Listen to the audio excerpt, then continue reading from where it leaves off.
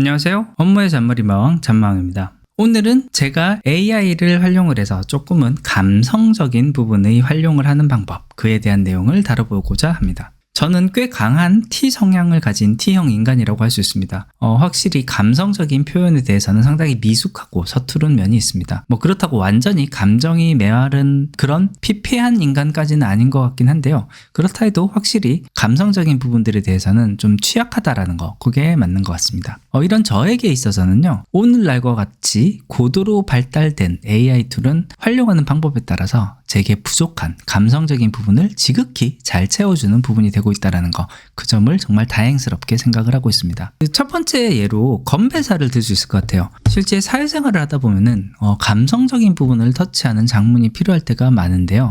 요즘과 같은 연말연시 술자리의 경우에 술자리 분위기에 따라서 좋은 건배사 하나가 필요할 때가 있습니다. 가끔 그런 것 때문에 건배사 준비를 요청받는 경우도 있는데요. 이 건배사를 준비한다는 게 저 같은 T형 인간에게는 그렇게 쉬운 일은 아닌 것 같아요. 그래서 한 번씩 이 AI 툴을 통해서 추천할 만한 건배사들을 한번 뽑아보고 있어요.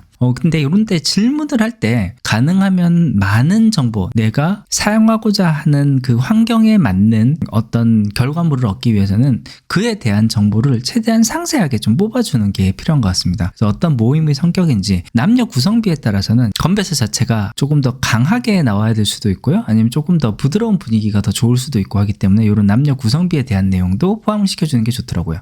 포함하고자 하는 메시지, 건배사 분위기, 이 정도 정보를 좀 넣어주면은 그때그때 상황에 따라서 쓸만한 건배사를 추천을 해주는 것을 볼 수 있습니다. 질문을 했을 때 그에 대한 건배사로 이런 식의 5개의 건배사를 추천을 해주는 것을 볼 수가 있습니다. 하나하나의 건배사를 봤을 때 이거 굉장히 나이스하다 라는 느낌, 그런 느낌이 드는 건배사는 보이지는 않지만요, 최소한 분위기를 해치지는 않겠다, 그래도 쏘쏘 내지는 그래도 써먹을 수는 있겠다, 그 정도 수준의 건배사를 충분히 얻을 수 있을 것 같습니다. 물론 좀 더 중요한 자리라면요, 여기서 출발을 해서 그 다음 어떤 살을 붙인다든지 내가 하고 싶은 말을 더 넣는다든지 하는 등으로 조금씩 살을 붙여나가고 보완하는 방식으로 하면은 그때는 이제 진짜 괜찮은 안까지도 뽑아낼 수 있으리라 생각이 됩니다. 어쨌든 결론은요, 저처럼 감정 표현에 대한 부분들이 그렇게 나이스하지가 않아서 잘 표현하기 어려운 사람들에게 있어서는 초안을 받는 것, 시작하는 지점으로 삼는 것으로는 이 AI 툴의 감성적인 부분이 굉장히 큰 도움이 된다라는 거, 그런 부분을 이야기하고 싶었습니다. 이 외에도 또 실제 회사 업무를 하면서 많이 사용하는 부분들은 보고서에서 사용하게 될 헤드 메시지 작성에 많이 사용을 하고 있습니다. 실제 제가 보고서를 작성을 할 때는 보고서의 본문에 들어갈 내용들은 어차피 작성할 내용들이 좀 체계적으로 정해져 있기 때문에 이것저것 가지고 와서 하고 싶은 이야기를 다 담으면 되는데, 고민이 되고 어려운 부분 중에 하나는 하나의 슬라이드에서 헤드 메시지를 뽑는 게 제일 어렵더라고요. 그 안에 들어가 있는 여러 내용을 취합을 해서 하나의 압축된, 전체를 관통하는 추격된 메시지를 뽑아야 되는데 이게 좀 잘 안 되더라고요. 근데 이런 부분들이 의외로 AI 툴들의 도움을 받으면은 도움을 받을 수가 있습니다.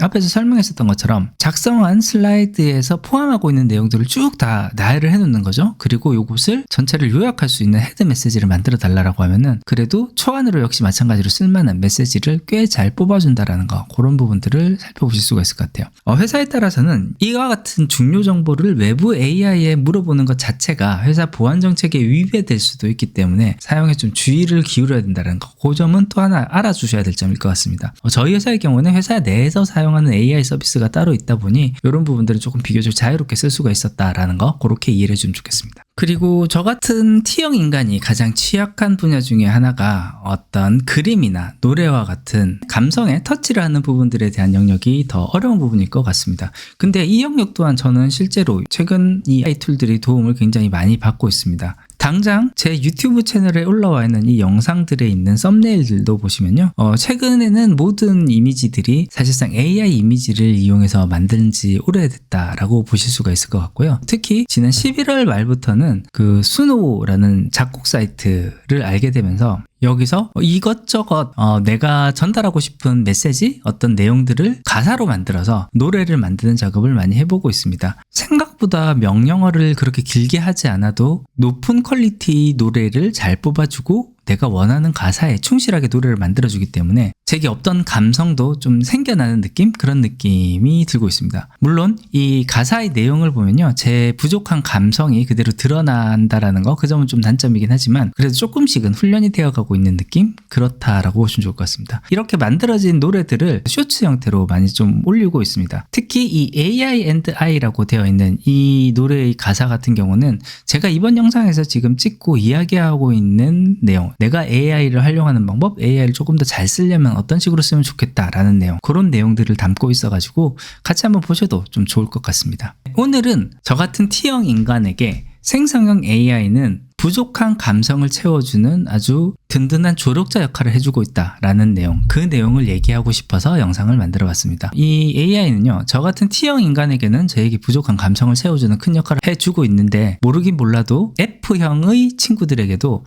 또 다른 형태로 그들에게 부족한 다른 무언가를 제공해주고 있으리라 생각이 됩니다. 그리고 저와 분명히 그렇기 때문에 사용하는 방법이 조금은 다르리라고 생각이 되고요. 결국 앞으로의 이 AI 시대에서 살아남는 방법은 먼저 내가 나를 잘 이해하는 게 중요하지 않을까 싶습니다. 그래야지 이 AI를 통해서 나에게 어떤 부분들, 부족한 부분들을 채울 수 있겠는가, 나의 강점을 어떻게 잘 활용해서 나에게 맞는 사용법을 찾을 수 있겠느냐, 그런 것을 찾아내고 그걸 효율적으로 사용을 하게 하는 것, 그것이 앞으로 우리 AI 시대에 살아남는 그런 방법, 그 요령이 되지 않을까라는 생각을 해봅니다. 오늘 준비한 것은 여기까지입니다. 끝까지 들어주셔서 감사합니다.